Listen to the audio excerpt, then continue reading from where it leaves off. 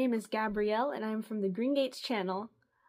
I play the tin whistle, and some people have expressed interest in learning how to play this instrument, so I'm going to draw from my experience, I guess, of living in Ireland and teach you some things if you'd like to learn.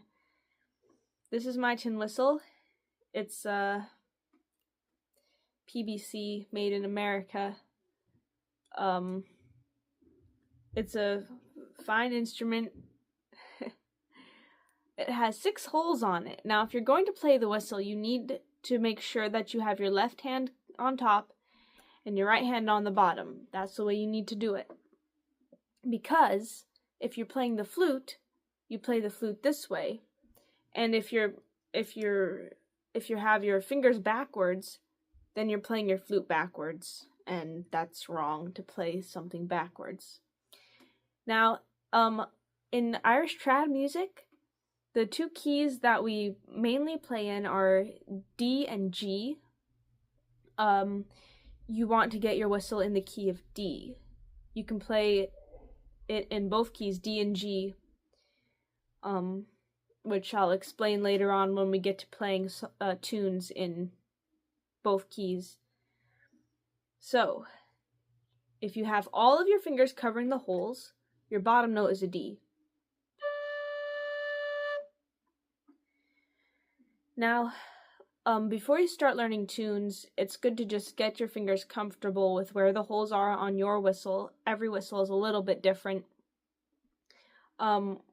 Just hold your fingers very loosely. They don't need to be like straight or like this. I see some people playing like this, and that's not the way you should do it.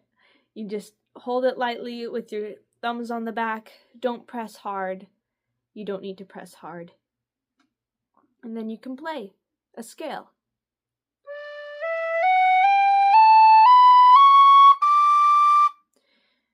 Now, for the top D, you just change your blowing slightly. Just play around with it until you find your high D. Sometimes some people find it easier to play their high D with the top hole uncovered. That will for sure get you a high D. I used to do it that way when I was first learning, but I found that it's just another finger to worry about and to mess around with, so it's just easier now to play that note with all the fingers covering all the holes, the same way as you would play your low D.